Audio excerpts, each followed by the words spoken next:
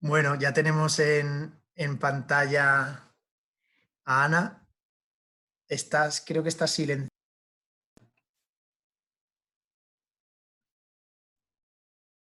Hola Hola, Ana, ¿qué tal? Ya, ahora sí que te oímos.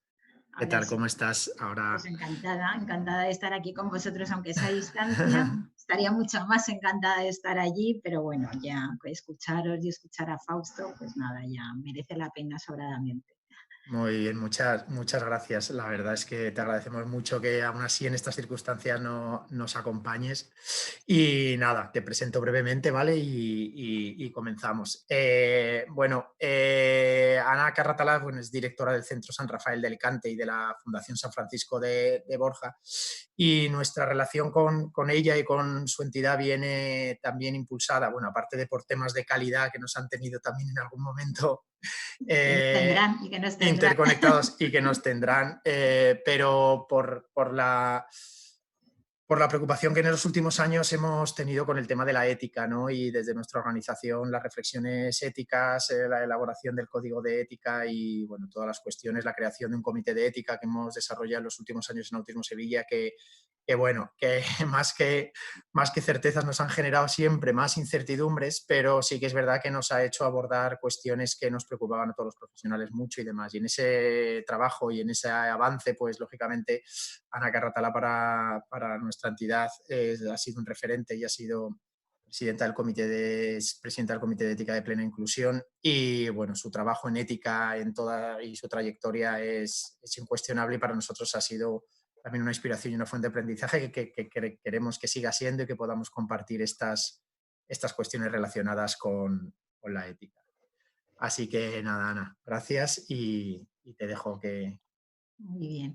Pues nada, muchas gracias a vosotros. Un poco abrumador lo que dices y yo simplemente humildemente voy a compartir algunas reflexiones y algunos aprendizajes que he podido hacer a lo largo de este tiempo, teniendo la suerte y la fortuna de haber podido acompañar en el Comité de Ética de Plena Inclusión pues muchos procesos de aprendizaje. Y esto es un poco lo que yo quería compartir con vosotros, ¿no? A ver, voy a intentar compartir la pantalla y no sé si, a ver, Se ve tu escritorio ahora, sí, eso es. ¿sí? Bueno, muy bien. Sí, Bueno, pues entonces, cuando estuvimos hablando sobre estas jornadas, que como Fausto me las imaginaba allí en Sevilla, oliendo al azar y esas cosas, ¿no? Pero bueno, también es un buen momento así, aunque sea a distancia, y lo que más siento es no veros las caras a todos los que estéis allí detrás, que no sé ni cuántos sois, ni dónde sois, ni nada de esto, ¿no? Pero bueno, vamos a aprovechar lo de positivo que tienen estas tecnologías, ¿no? Me pedían pues, que hablara un poco de la perspectiva ética, ¿no? En los apoyos para la vida adulta, ¿no? Y bueno, pues eso es lo que he intentado hacer, ¿no? Más que hablar de perspectivas éticas, de perspectiva, creo que tenemos que hablar de perspectivas, ¿no? Pero en primer lugar, yo creo que esto nos lleva a reconsiderar cuál es nuestra mirada sobre la realidad, ¿no? Fausto lo ha puesto fácil, aparte de hacerme disfrutar, como siempre, con su ponencia, ¿no? Pues al final una de las conclusiones a las que llegaba era que tenemos que revisar nuestros valores y creencias, ¿no? Y esos valores y creencias nos van a condicionar cómo vemos la realidad, ¿no? Aquí os presento una realidad, este lindo conejito, ¿no? Que supongo que estaréis viendo todos desde vuestras pantallas, ¿no? Cómo cuando miramos a este conejo, ¿qué es lo que vemos en él, ¿no? ¿Cómo representamos esa realidad? ¿Lo presentamos como un gracioso animal de compañía con el que vamos a disfrutar mientras mordisquea las suelas de nuestras zapatillas? ¿O bien lo vemos como un ingrediente imprescindible de un plato muy típico de mi tierra como es la paella, ¿no? Es decir, bueno, pues nuestra mirada de una misma realidad va a variar mucho en función de nuestros valores, de nuestras expectativas, de quiénes somos, de nuestras creencias, etcétera. Y de esto es de lo que se trata, ¿no? Porque nosotros, según sea nuestra mirada de la realidad, vamos a tomar unas decisiones otras, vamos a realizar unas actuaciones otras y al final vamos a ser de una forma u otra. Vamos a ir conformando nuestro carácter en función de las decisiones y de las acciones que vayamos haciendo y que pueden ir modificando nuestro comportamiento, ¿no? La ética lo que pretende, por tanto, es que revisemos cuáles son que reflexionemos sobre los principios o los marcos para nuestras tomas de decisiones, para nuestra actuación y, bueno, pues también para nuestra forma de ser. Por tanto, en principio va a comprometer nuestro saber, nuestra forma de pensar. Tenemos que honestamente buscar aquellos referentes y aquellos conocimientos pues, que nos ayuden a tomar las mejores decisiones, ¿no?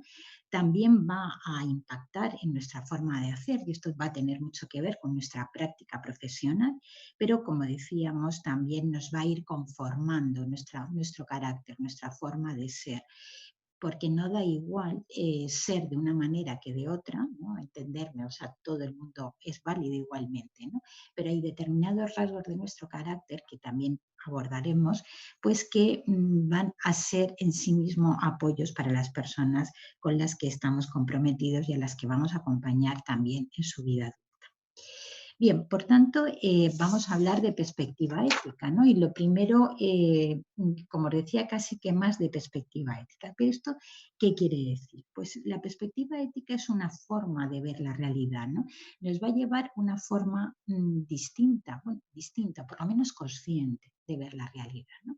Y la primera implicación que tiene aplicar una perspectiva ética en la mirada hacia las personas adultas a las que acompañamos, lo primero es verlas, porque muchas veces no las vemos, sobre todo aquellas personas que tienen más necesidades de apoyo, ¿no? Y eso es una experiencia que sigue siendo tristemente presente en muchas organizaciones, ¿no? Aquellas personas invisibles, aquellas personas que sufren esa peculiar falta de respeto que supone no ser vistos, ¿no?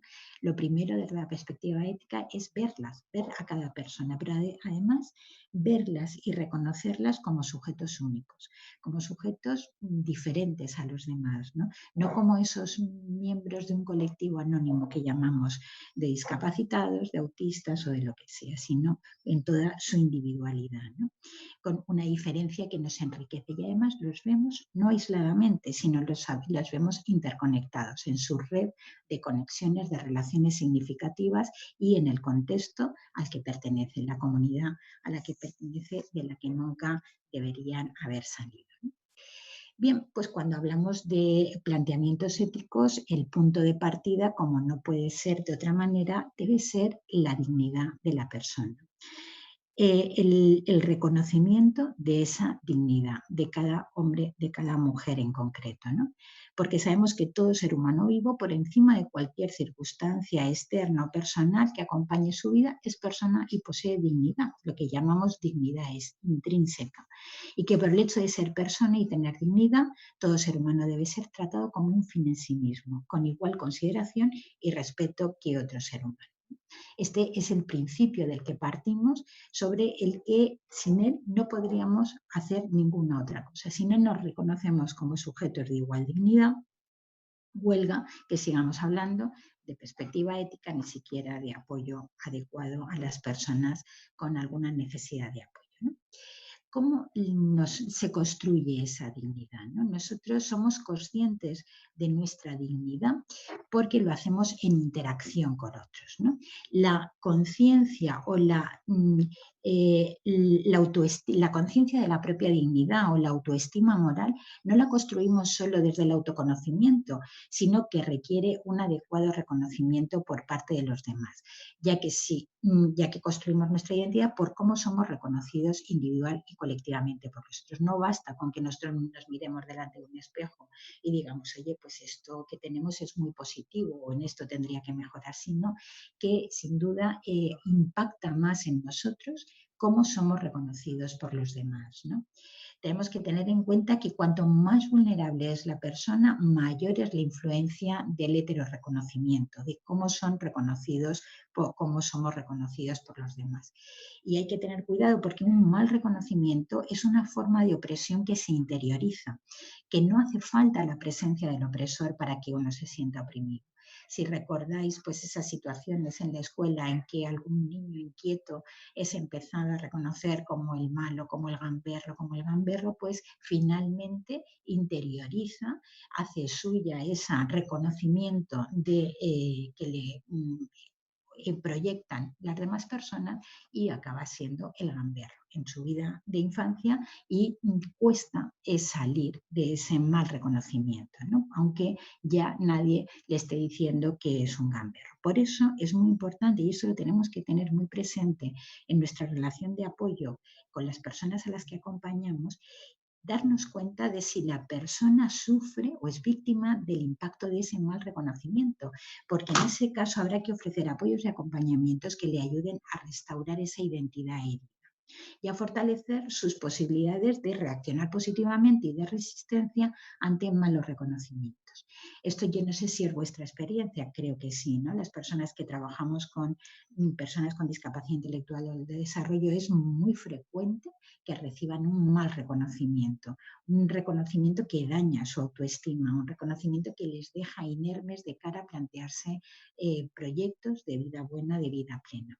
Y entonces forma parte de nuestra labor de apoyo tratar de restaurar esas identidades heridas, fortalecer esa autoestima moral y preparar, digamos, a las personas o ayudar a las personas para que puedan afrontar malos reconocimientos en el futuro, además de superar esto. Porque además no reconocer la dignidad lleva a la humillación. La humillación pues vulnera la dignidad y además no siempre requiere intención. Muchas veces no nos damos cuenta de que nuestros comportamientos, nuestras palabras, nuestras actitudes están lesionando la dignidad de otra persona, le están humillando. Y no solamente humillamos unos a otros, ¿no? Sino que hay condiciones de vida en sí misma que pueden llegar a ser humillantes y las personas no se perciben a sí mismas en igualdad y con control sobre su vida. No sé si cuando escucháis esto o leéis esto, ¿a qué os viene a la cabeza, ¿no? ¿Cuántos modelos tenemos en nuestras organizaciones, ¿no? En que llegan a no dejar a la persona que sea reconocida en su dignidad, que tenga ese control sobre su vida y por tanto pueden ser situaciones humillantes, ¿no? Cuando decimos que son condiciones de vida humillantes son cuando son el resultado de la conducta humana, no todo lo que lesiona la dignidad de la persona es una humillación a la persona si son circunstancias que no proceden de la conducta humana, individual, colectiva, organizacional, institucional o como la queramos llamar. Bien, estas dinámicas de el mal reconocimiento de la dignidad nos pueden llevar a estigmatizar a la gente. Estigmatizar a la gente es marcarla, es señalarla y en algún rasgo de su persona que hace que ante los demás la puedan percibir como una afrenta, como un desdoro, como un desvalor. Es una marca que se mantiene y que ante la cual se reacciona con rechazo o con desprecio, ¿no? Esto nos lleva a otra dinámica de discriminación, de un trato desigual, de un trato que inferioriza a la persona, ¿no? que la hace que como paso más intentemos apartarla del grupo, segregarla, marginarla, ¿no? Y esta dinámica de marginación tiene además un efecto perverso porque al apartarla y al no verla la llegamos a invisibilizar, ¿no? Y esa invisibilización lo que hace es que no interpela a la sociedad, ¿no? Es un mecanismo que mantiene las situaciones de exclusión, que es a donde nos conducen estas distintas dinámicas que se generan de un mal reconocimiento del valor y de la dignidad de cada persona. La dignidad humana está presente incluso en las situaciones más límites, incluso en esos momentos donde es difícil descubrir la humanidad, ¿no? Yo siempre que hablo de esto, ¿no? Recuerdo una situación muy grave que vivimos en nuestro centro, ¿no? De una persona con muy graves problemas de conducta que bueno, tuvo una infección, estaba en un estado semicomatoso, cayó, se hizo una brecha, fue al hospital y realmente, bueno, pues estuvo unos días como medio en coma y cuando empezó a mejorar, empezó a autolesionarse, que era una conducta bastante frecuente, ¿no? Sus autolesiones en el hospital no se podían controlar ni con cinchas porque se hacía más daño, ni con medicación porque ya su cuerpo no toleraba más medicación, no era capaz de eliminar más medicación, con lo cual la manera que en el hospital consideraron que era mejor controlar esa situación era dándole el alta y que nosotros nos hiciéramos cargo de él, ¿no? Cuando llegó al centro, ¿no? Tenía una protección, una especie ahí de colador delante de la herida que se había hecho en el ojo porque se la rascaba y se la destrozaba, ¿no? Y la única manera que vimos de que pudiera sanar esa herida física no era pues con un acompañamiento de otra persona que le pudiera, porque cualquier otro tipo de medida no funcionaba, ¿no? Entonces, cuando llegó al hospital y entré con su familia a verla a su hogar, ¿no? Cuando llegó al centro, vi un hombre desnudo, porque una de sus conductas es, cuando están peores, que no toleran nada de ropa encima, escuálido, porque se había quedado en los huesos después de esa temporada en el hospital, que en cuanto que se quedaba solo se destrozaba a sí mismo, o sea, solamente, o sea, dañaba su propia dignidad y su propia persona y dices, ¿dónde está aquí la dignidad? ¿No? O sea, ahí sí que pensaba que está en el límite de la dignidad humana, ¿no? Pues ¿dónde estaba la dignidad? Pues la dignidad estaba en la relación, aunque tú no la vieras en la persona, en la relación que establecía la persona de apoyo con ella, ¿no? O sea, eso me pareció bueno, revelador realmente, ¿no? Porque la dignidad no requiere tanto conciencia de sí, sino el reconocimiento de los otros. Y lo que a cada persona le confiere dignidad humana no son sus capacidades, no son sus habilidades o sus comportamientos, sino el simple hecho de formar parte del género humano. Y para eso se tienen que dar condiciones y relaciones que sean humanas, que sean humanizantes, ¿no? Y porque aunque la propia persona no sepa quién es, nosotros sabemos perfectamente quién es esa persona y nosotros somos los que ponemos en valor su valor como tal, ¿no? Su dignidad humana, ¿no? Y es aquí donde nuestros apoyos se ponen a prueba, asegurando la coherencia entre nuestra misión, proporcionando oportunidades para una vida buena, aún en aquellas situaciones, como decimos, que están al límite, ¿no? Porque la vulnerabilidad, igual que la dignidad, es constitutiva del ser humano, ¿no? Y además esa vulnerabilidad no tiene por qué dañar la dignidad, ¿no? El ser humano es constitutivamente dependiente, lo hemos visto en esta época. Todos nos creíamos que estábamos en una sociedad del desarrollo, que todo lo sabíamos y, como decía Fausto, no teníamos ni idea ni del COVID ni de qué nos podía pasar, ¿no? Nos hemos visto realmente lo vulnerables que somos y lo frágil que es el espacio en el que vivimos, ¿no? Pero además de vulnerables somos constitutivamente solidarios y esto también hemos visto estas muestras de solidaridad a lo largo de estos meses, ¿no? La dignidad humana, por tanto, no se ve menoscabada por el hecho de que la persona sea frágil o vulnerable, por lo que nadie debería vivir la dependencia como una sumisión al otro, ni nadie debería ver en la dependencia un menoscabo de la dignidad humana.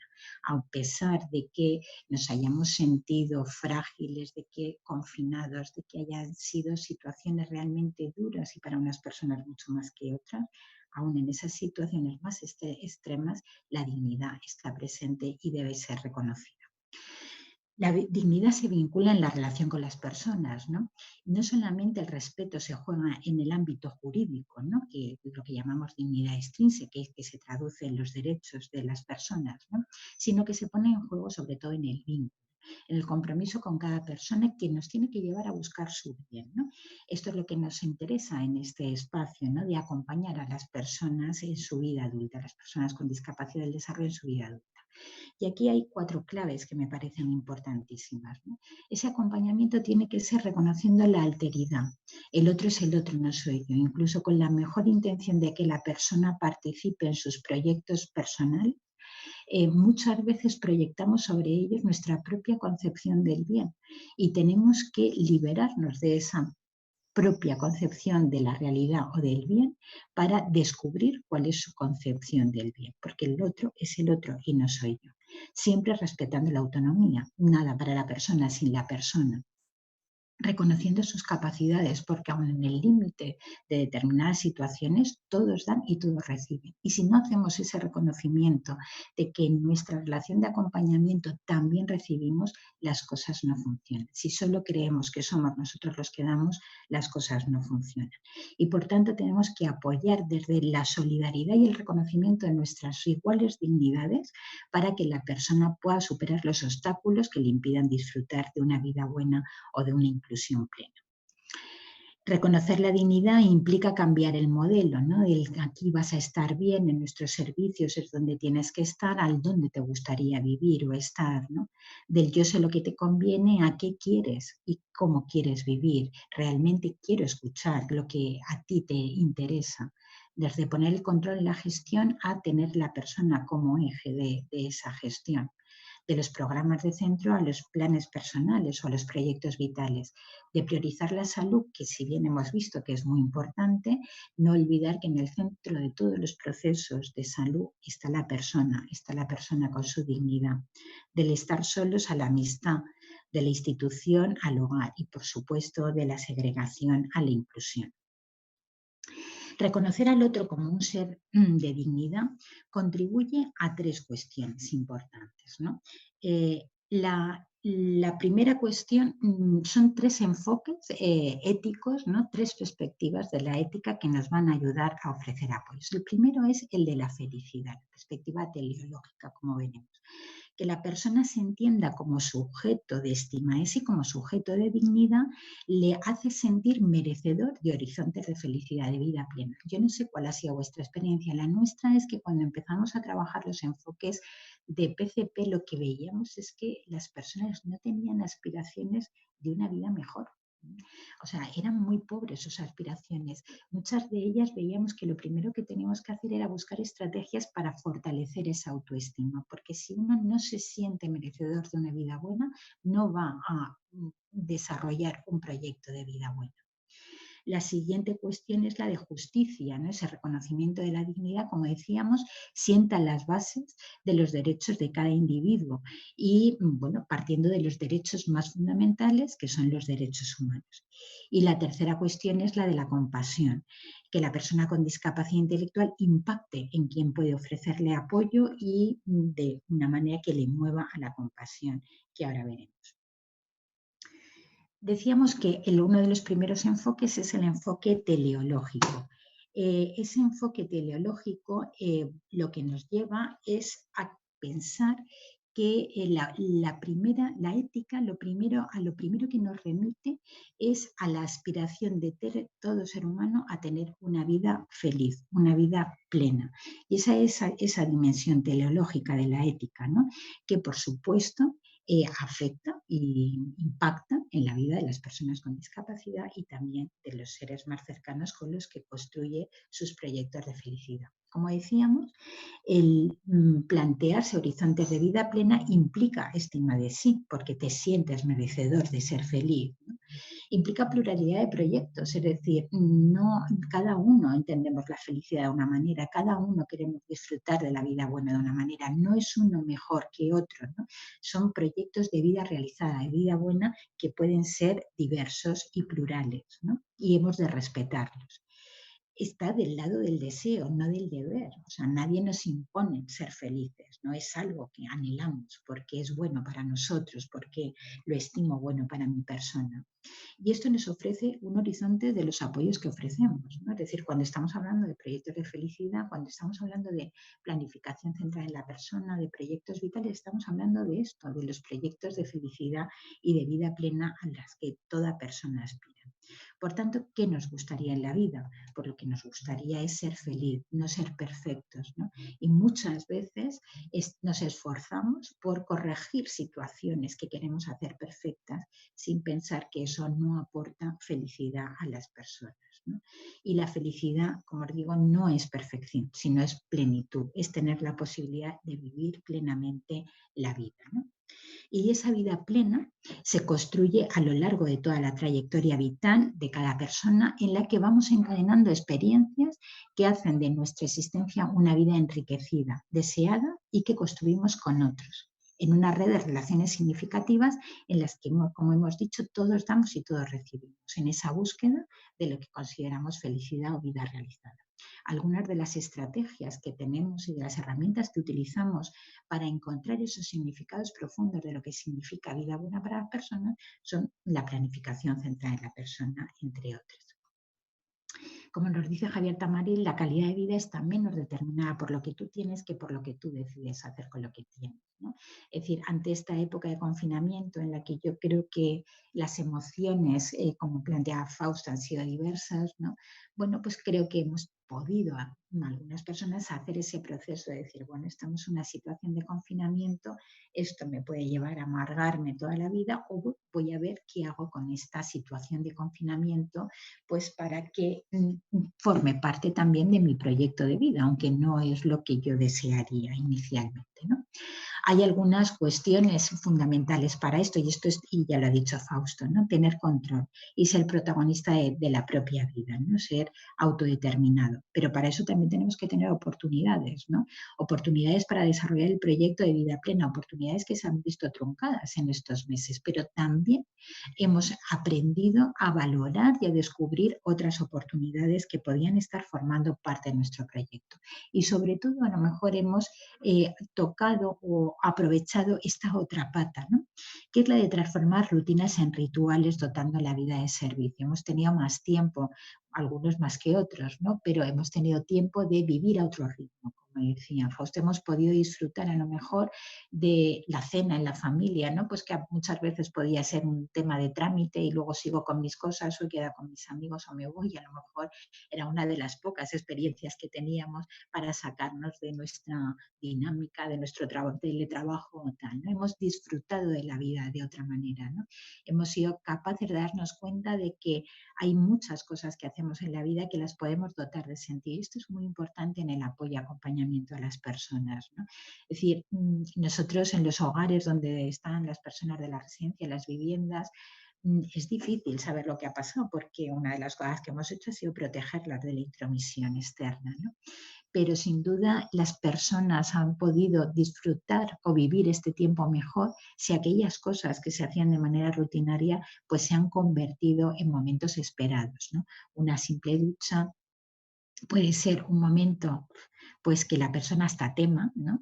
O convertirse en un momento de placer, de relación con el otro, si es apoyada, de respeto a tu persona, de reconocimiento de tu esquema personal, de multiplicidad de estímulos que enriquecen ese momento, si se tienen en cuenta, en fin.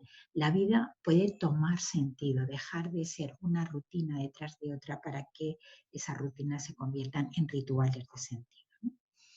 Y cuando nosotros hablamos de proyectos de vida, de ética, ¿no? Como cuando se define la ética, con Paul Ricoeur nos dice que realmente es un proyecto vital que traduce un anhelo de vida realizada que construimos con otros y para lo que necesitamos instituciones justas, ¿no? Nosotros hemos hablado ahora del proyecto de calidad de vida con sus 8 dimensiones, ¿no? Esas 8 dimensiones que están pegadas por la autodeterminación, ¿no? Que da cohesión a eso, ¿no? Pero y porque es importante trazarse metas, es importante tener el control, tomar decisiones, tener volición para hacer las cosas. ¿Qué nos puede aportar la ética sobre ese modelo, ¿no? Pues porque podemos pensar que un narcotraficante es una persona muy autodeterminada, es una persona capaz de establecer sus metas, es una persona capaz de desarrollar muchas habilidades, es una persona que tiene volición para desarrollar esos proyectos. Pero ¿a dónde conduce eso? ¿Realmente conduce a un proyecto de vida buena, a un proyecto de felicidad, a un sentido de vida? Esto es el horizonte que nos quiere abrir la ética en ese sentido. Es decir, autodeterminación sí, pero con sentido, de tal manera que acompañemos vidas que al final sean vidas que se perciban como que han merecido la pena ser vividas, que te produce esa satisfacción vital al conectar con tus aspiraciones más profundas, ¿no?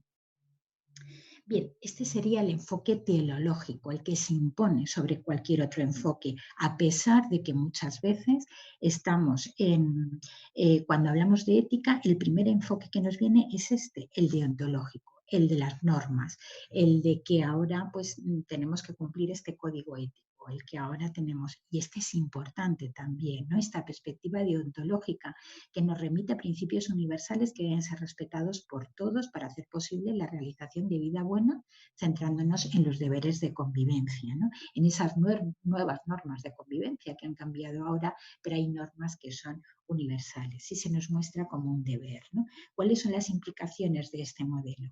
Implica respeto al otro y a uno mismo, implica normas universales, implica obligatoriedad, no elijo yo, sino que estoy obligada a cumplirla, no elijo yo no matar a la gente, sino que estoy obligado a cumplir esas normas, ¿no? Y afecta tanto a las personas como a las instituciones. Todos estamos obligados por esto, ¿no?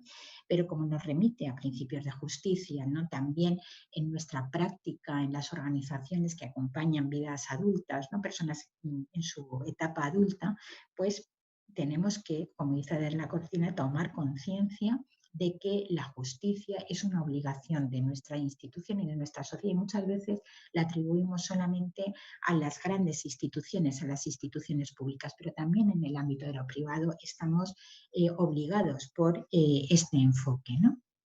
Una institución, como dice Adela, que no pretenda ser justa es ilegítima. Una sociedad que no pretenda ser justa es inhumana. Pero además de eso, las personas sueñan con ser felices. Por tanto, las instituciones tenemos que establecer bases de justicia para que todas las personas puedan proyectar su felicidad como bien les parezca, siempre que no atenten contra la felicidad de los demás, ¿no? Y esto tiene una serie de implicaciones organizativas que tendríamos que poner en práctica. Pero decíamos también que la perspectiva ética afecta a nuestro ser, a nuestra forma de entender la vida, de estar en la vida, ¿no? Y eso nos remite a otro enfoque, el enfoque aretológico, el enfoque de las virtudes, aunque suene un poco raro, ¿no? Pero este es un enfoque importante que tendríamos que ser capaces de introducir en nuestros planes de desarrollo de las personas, de nuestras organizaciones, ¿no? ¿Qué son las virtudes? Como decía Aristóteles, pues son modos de ser que se precisan como el término medio elegido con una adecuada deliberación. La virtud es una disposición a hacer el bien que se expresa en modos sostenidos de conducta. Son valores que interiorizamos y convertimos en maneras de ser y de actuar. ¿Esto qué implica? Esto implica una realización positiva de lo que podemos llegar a ser, ¿no? Para Aristóteles, la felicidad era desarrollar todas las potencialidades que podemos llegar a ser, ¿no? Y esto se conecta con la virtud, ¿no? Porque impregna toda nuestra forma de ser. Es decir, yo no soy respetuosa en el trabajo y luego soy una déspota en mi casa, o viceversa, ¿no? Sino que hay una unicidad de esas virtudes que, bueno, pues que impregna toda nuestra forma de ser, ¿no? Estas cuestiones no son un estado transitorio y permanece a pesar de las adversidades. El que es paciente, el que es alegre, el que es simpático, el que es bromista, a pesar de las adversidades, a pesar del COVID, pues eso está ahí, ¿no? Es decir, Aristóteles decía, el buen zapatero siempre hace el mejor calzado con el cuero del que dispone, ¿no? Muchas veces atribuimos el no poder hacer las cosas mejor a no tener suficientes recursos, ¿no? Es decir, bueno, pues estos son los mimbres que tenemos. Con estos mimbres vamos a hacer la mejor cesta, ¿no? Esto es lo que nos pone del lado de la virtud, que además impregna todo, como decíamos, todo nuestro ser dándole unicidad. No es una propiedad de la acción, no es la acción la virtuosa, sino que es el que ejecuta la acción el que es virtuoso, ¿no? Y además se da una circularidad. Cuando tú actúas y haces una cosa bien, pues eso hace que seas mejor. Y cuando eres mejor, pues hace que las cosas salgan mejor. Se da esa circularidad.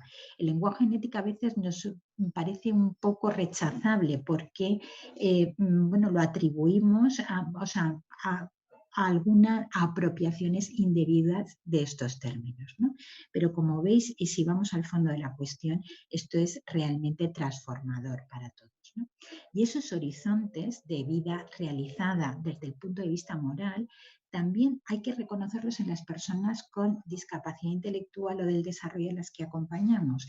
Es decir, el reconocerles como sujetos éticos, con sus circunstancias específicas, hace que pensemos que también para ellos van dirigidos los proyectos de realización moral, es decir, el poder ser mejores personas, el poder sentirse bien haciendo cosas pues, que desde el punto de vista moral pues, son positivas, son buenas. No, no solamente tienen horizontes de derechos, de la acción moral de otros o del respeto de los derechos, sino que también pueden tener horizontes de deber y de virtud, de obligación y de plenitud. Y esto no es frecuente que lo incorporemos, es difícil, ¿no? Porque tenemos que, digamos que somos reacios a concepciones del bien que nos han venido impuestas, ¿no? Con una cierta moralina que ahora es rechazable, ¿no? Pero tampoco es frecuente que nosotros en nuestros apoyos tengamos en cuenta este desarrollo moral de la persona. No es hacer lo que yo quiera, sino que eso que quiero tiene que ver con mi proyecto de vida, pero un proyecto de vida bueno, ¿no? Esta cuestión es un poco más complicada. Y de cara al otro sujeto de la relación, que somos los que ofrecemos apoyo, pues el tema de las virtudes es muy sencilla, como dice Victoria Camp. Se trata de ser como hay que ser para que hacer lo que debemos hacer nos cueste menos. Una de las primeras virtudes que os decía es el tema de la compasión, ¿no? Y esto es una virtud que se deriva del reconocimiento de la dignidad del otro, de reconocer al otro como un igual en dignidad, ¿no? Tiene como mala prensa, también suena mal, porque nos remite a paternalismos pues mal llevados con el tema de la compasión, ¿no? Pero realmente compasión es sentir con la persona y vivimos las limitaciones o el sufrimiento del otro como algo propio, ¿no? Y reconociéndonos iguales con él, solidariamente con esa persona, hacemos causa común, afrontando las dificultades desde las fortalezas de cada uno, no solamente desde las fortalezas del que presta apoyo. Cuando se cree que esa fortaleza solamente está en el que presta apoyo o en el que compadece y al que apoyamos tiene que aceptar por lo que nosotros queramos ofrecerle, eso se convierte en humillación y en pretendida superioridad del que presta el apoyo. Y esa superioridad muchas veces es más causa de dolor, añade más dolor que alivio. Otra cuestión de la compasión es que se debe universalizar, no solamente es para las personas a las que yo apoyo, no solamente es para las personas con discapacidad, sino que es una actitud, una virtud que debe universalizarse. Otra, en el campo de la discapacidad donde nos movemos, una virtud fundamental que se desarrolla en racimo con otras es la virtud de la amistad, es reconocer a la otra persona como un ser singular y a tener una experiencia con esa persona singular. Reconocer a la persona como una persona insustituible, como alguien único. Nadie podemos decir que tenemos dos amigos iguales. Cada amigo es diferente. Es indivisible la persona y la vemos de una manera integral, no la vemos porque yo sea fisioterapeuta como un brazo que tengo que reanimar, ¿no? O rehabilitar, sino como un conjunto, ¿no? De una manera global y no fragmentada, desde el respeto y el fomento de su autoestima. Otras virtudes que aparecen en el ámbito que se desarrolla en el racimo en base a esta virtud de la amistad sería la mansedumbre y la serenidad, que no es blandinguería, no es ser flojo o blando, sino está más relacionado con la no violencia. Y es una virtud fundamental cuando afrontamos temas de problemas de conducta, de cuando tenemos situaciones críticas, y es importante, ¿no? Es hacer el bien con el respeto exquisito al otro, con suavidad, con vigor, con tranquilidad, con no violencia. La paciencia, que es aceptar sin acritud las molestias y frustraciones inevitables que nos causa el otro o que nos causan las circunstancias o las que nos causamos nosotros mismos, ¿no? También tenemos que ser pacientes con nosotros mismos, ¿no? La confianza y la esperanza. Tenemos que jugar a confiar unos a otros en este momento, además, en el que es difícil confiar porque no sabemos de qué nos podemos fiar, ¿no?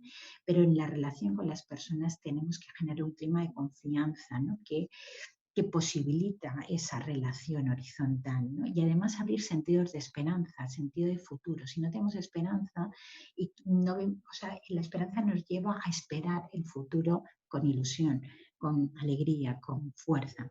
La prudencia, ¿no? Que tiene como misión ensamblar la acción en sus contextos de forma tales que pueda ser calificada de moral, ¿no? Aquí todos estamos por la inclusión, por la participación en la comunidad, pero prudentemente en una situación de riesgo del COVID hemos tenido que reformular o reajustar esa aspiración que tenemos de participación en la comunidad, de relaciones interpersonales, etcétera, ¿no? La perseverancia y la fortaleza, ¿no? Esa que en estos momentos también se pone especialmente en juego. Para poder afrontar esta situación necesitamos coraje moral. Y esto está relacionado con estas virtudes de la perseverancia y con la fortaleza, ¿no? Y luego también, por favor, simpatía y buen humor. Vamos a reírnos, ¿no? Vamos a disfrutar. El que no es capaz de disfrutar en la relación y en el acompañamiento de adultos, creo que debería dedicarse a otra cosa. Eso no quiere decir que haya momentos malos, pero tenemos que intentar disfrutar, ¿no? Y poner en valor el buen humor, ¿no? Y la humildad que es básica para que podamos aprender, ¿no? Para que no nos creamos superiores y sobre todo lo que nos hace aprender no es autohumillación, es simplemente reconocernos limitados y es el primer paso para poder aprender otras cosas y que estar abiertos y receptivos a otras cosas. En cuanto a las virtudes, Xavier Echeverría nos dice, y esto es muy importante, ¿no? Que las virtudes en las personas que ofrecen apoyo no solo son condición para el buen desenvolvimiento de este apoyo, sino que ellas mismas son apoyo y cuidado, con frecuencia complemento decisivo de los apoyos materiales o técnicos. Una persona virtuosa a nuestro lado, aunque no nos dé de comer, aunque no nos enseñe un empleo, aunque no nos enseñe una habilidad, en sí misma es un apoyo, ¿no? Pensemos cómo tenemos que ser para que hacer aquellas cosas que debemos hacer, que es generar oportunidades para la vida buena de las personas, nos sea más fácil. Y por último, pues quería pues, comentar algunas de las cuestiones por las que la ética la introducimos en nuestros debates, ¿no? Porque nos encontramos conflictos en la práctica diaria que requieren una deliberación, que requieren una toma de decisiones, ¿no? Y en el Comité de Ética hemos utilizado el método deliberativo y también que nos pone en referencia a unos principios y también los contenidos en el Código Ético de Plena Inclusión, ¿no? En este sentido, cuando hablamos de problemas éticos en la práctica diaria, tenemos que tener en cuenta una cosa, ¿no? Que no todo conflicto ético o de valores tiene solución, ¿no? A veces en el comité recibimos consultas esperando que tengamos la solución mágica. Es que hay cosas que no tienen arreglo, o sea, no tienen arreglo, no, es que no tienen una solución clara, ¿eh? Y luego, además, aunque la consulta sea sobre un mismo dilema, la respuesta o la solución no va a ser siempre la misma, aunque el dilema sea el mismo. No es posible conocer la verdad absoluta y esto es lo bueno que tienen los comités con diversidad de visiones, ¿no? Porque, como veíamos con el conejo, cada uno experimentamos la realidad de forma diferente, ¿no? Desde perspectivas diferentes y todas son verdades de esa realidad. Quizá luego alguno después de ver esa diapositiva decida que se hace vegetariano, pero tenemos que entender que la perspectiva de otro puede ser hacer una paella con el conejo. Por tanto, la verdad absoluta no la tenemos nadie, hay distintas perspectivas, ¿no? Tenemos la responsabilidad, sin embargo, de realizar deliberaciones necesarias para llegar a decisiones éticamente responsables. Esto sí, es decir, posiblemente no lleguemos a la verdad, posiblemente no lleguemos a una solución clara, pero sí que debemos tomar decisiones éticamente responsables, ¿no? Y para ello tenemos que establecer un diálogo basado en la argumentación racional como un modo más adecuado de tomar decisiones éticas sobre lo que es exigible en el cuidado y en la protección de las personas con discapacidad. Por tanto, sí a decisiones éticas responsables, aunque no siempre tengamos la solución a todos los dilemas. Por tanto, una virtud que no había comentado antes, pero es especialmente importante para esto, es la de la dialogabilidad, que es tratar de conocer la realidad en toda su complejidad teniendo en cuenta las diferentes perspectivas. Implica escucha activa, implica defender con buenas razones y no de otra forma. A ver, quien grita más es el que más razón tiene. No, con buenas razones las propias proposiciones y además aceptar la crítica. Se trata de mantener actitudes de sinceridad, honestidad y veracidad, cosa que bueno, vemos que no es tan obvio, ¿no? Cuando algunos dicen que lo del COVID es mentira y no existe y son capaces de afirmarlo públicamente, ¿no? Tenemos que buscar el entendimiento de forma cooperativa y no competitiva. Es mejor consensuar, ¿no? Contar con la participación de todos los afectados. No es alguien que toma las decisiones de fuera, sino que necesitas contar con los afectados en el problema, en el conflicto que estés tratando de deliberar, ¿no? Y asumir que la conclusión viene del diálogo, derive de la ley del mejor argumento, venga de quien venga, ¿no? Porque muchas veces, como lo dice este y este siempre está igual y ya sabemos de qué va, pues no le otorgamos el valor que tiene. Tenemos que buscar quién aporta el mejor argumento. El respeto es otra de las virtudes que es un valor, ¿no? Pero también es una virtud cuando tú lo haces tuyo, ¿no? Te conviertes en una persona respetuosa, haces una asunción reflexiva emocional de que todos somos sujetos de igual dignidad y que el ser humano merece respeto, siempre merece respeto como sujeto de dignidad, pero también es verdad que no merece respeto aquellas concepciones, expresiones, acciones o hábitos que implican que esa persona no respeta a alguien.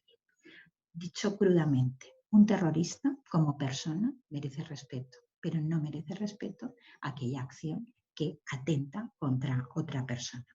Está relacionado con la tolerancia, con no tolerar lo intolerable, lo que atenta contra los derechos humanos, pero tampoco no respetar lo respetable, que es la dignidad de cada persona. Bien, nosotros encontramos una serie de principios en la bioética que nos ayudan a esa deliberación y que voy a pasar rápido porque ya no sé cuál es el tiempo porque creo que hemos empezado más tarde, pero bueno, si acaso vosotros ya, Marcos, me indicáis, ¿no? Sí, Pues, vamos ya un poquito vale, retrasados, pero pues bueno, sí, para... como que, ¿cuánto? ¿5 minutos o Sí, menos? sí, sí, sí. Vale, muy bien. Bueno, pues en 5 minutos terminamos. Bueno, los principios de la bioética, el primero sería el de la no maleficencia, no hacer daño, el primum non nocere de Hipócrates, ¿no? Y este decir, oye, ¿esto qué tiene que ver con nosotros? Nosotros no hacemos daño, eso es lo que nos pensamos, porque muchas situaciones de maltrato o de trato malo, que es lo mismo, pero a lo mejor no tenemos intención de hacer mal, están vinculados con este principio de no maleficencia, ¿no? Es decir, la mayor probabilidad, las personas con discapacidad tienen una mayor probabilidad de sufrir maltrato, ¿no? Determinadas intervenciones en sí son maltrato. Y hay otros tipos de maltrato disfrazados, ¿no? Como intervenciones que nos llevan a una obstinación en el cuidado, una negligencia, etc.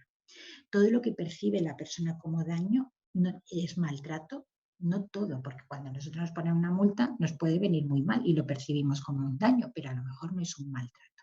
¿Es ético castigar? ¿Hay algún castigo que esté éticamente justificado?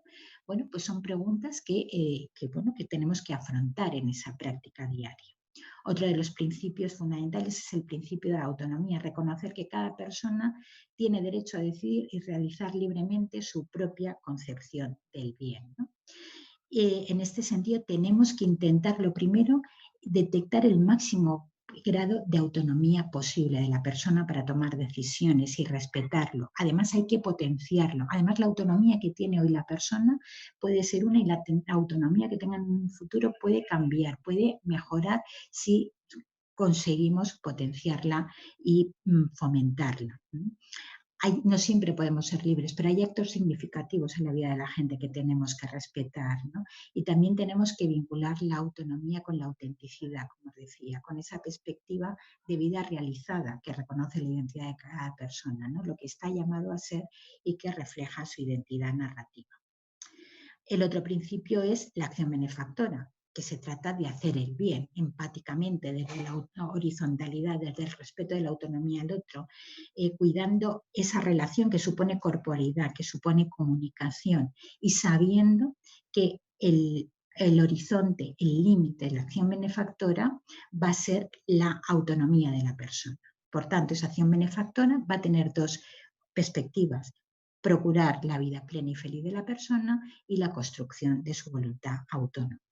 Y el último es el de la justicia distributiva. No se trata de igualitarismo, sino de equidad, de una distribución desigual de un bien básico como la mejor forma de hacer justicia dadas las desigualdades existentes, ¿no? Se trata de libertad igual para todos e igualdad de oportunidades, ¿no? Por tanto, sabéis, esa discriminación positiva que trata de favorecer a los más desfavorecidos, ¿no? Y tiene unas implicaciones importantes en los recursos que tengamos, ¿no? Bien, bueno, pues con todos estos principios utilizamos la deliberación como como un método de la ética asistencial que nos ayuda a afrontar esos conflictos éticos en la práctica diaria. Conflictos que muchas veces están relacionados con las situaciones de abuso y maltrato a las personas con discapacidad, que realmente son como un iceberg, ¿no? De las que solamente vemos una puntita, pero como algunas cifras indican, pues es una realidad mucho mayor, ya que las personas son más vulnerables de vivir situaciones de maltrato, muy probablemente porque todavía son percibidas como un disvalor o como un no valor, y eso genera un caldo de cultivo importante para el maltrato. Situaciones de maltrato que se dan en distintos ámbitos, por distintos condicionamientos, ¿no? Y ahí tenéis las cifras de maltrato, ¿no? De la probabilidad que tienen las personas con discapacidad de sufrir maltrato, que es considerablemente superior a las personas sin discapacidad, tanto maltrato físico como abuso sexual, sobre todo en las mujeres, ¿no? La prevalencia del abuso sexual en las mujeres con discapacidad llega a alcanzar valores superiores al 50%, ¿no? Bueno, pues de alguna manera, cuando hablamos del maltrato, ¿no? Como un trato indigno a otra persona, tenemos que pensar en la persona que lo sufre y en la responsabilidad de la persona que lo causa, y tenemos que tener en cuenta circunstancias, consecuencias, intencionalidad. Os invito, para los que no lo conozcáis, a conocer el documento que forma parte de los cuadernos de Deusto y en los que participó FEBAS, del País Vasco, y es el enfoque ético del maltrato de las personas con discapacidad y el desarrollo, que yo creo que nos da muchas pistas para nuestra práctica diaria afrontar esto, ¿no? Y para terminar os quería contar una historia, ¿no? Imaginaros que vais por la calle y, a pesar de que con la mascarilla muchas veces no vemos nada, pero encontramos una lámpara y dices: cielos, una lámpara, ¿será la lámpara del genio? Y entonces te pones a frotarla y efectivamente sale un genio, pero en contra de lo que podías esperar, no te dice que te va a dar 3 deseos, sino que te dice que puedes elegir, te va a ofrecer 2 capas, una capa verde y una capa roja. Y cada una de esas capas supone que tiene un superpoder. Y tú tendrás que elegir una. Si eliges la capa roja, tendrás el poder de luchar contra todo lo que es indeseable en este mundo, como las injusticias, el sufrimiento y la violencia. Por el contrario, si eliges la capa verde, vas a poder trabajar para que aparezcan las cosas que son deseables, como la paz, la justicia, la reconciliación. ¿Qué capa elegirías? Probablemente muchas veces en nuestro apoyo a las personas con discapacidad, intentamos ir apagando fuegos, tratando de evitar el daño, ¿no? Evitando el sufrimiento, ¿no? Y muchas veces elegiríamos la capa roja, ¿no? Pero también es verdad que cómo serían las vidas de la persona si no abriéramos horizontes de sentido, si solamente las protegiéramos del mal sin abrir esos otros horizontes de sentido, ¿no? Por tanto, ¿qué capa elegiríamos cada uno, ¿no?